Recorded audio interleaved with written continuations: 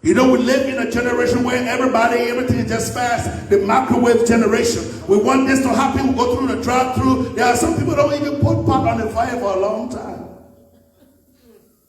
Uber eat. Amen. I know what I'm talking about. Yeah, I don't know what I'm talking about. Uber eat. Yes, sir. Everything is fast. We don't want to wait. Nobody want to stay in line. Nobody want to waste their time. I'd rather take my frozen food and open up.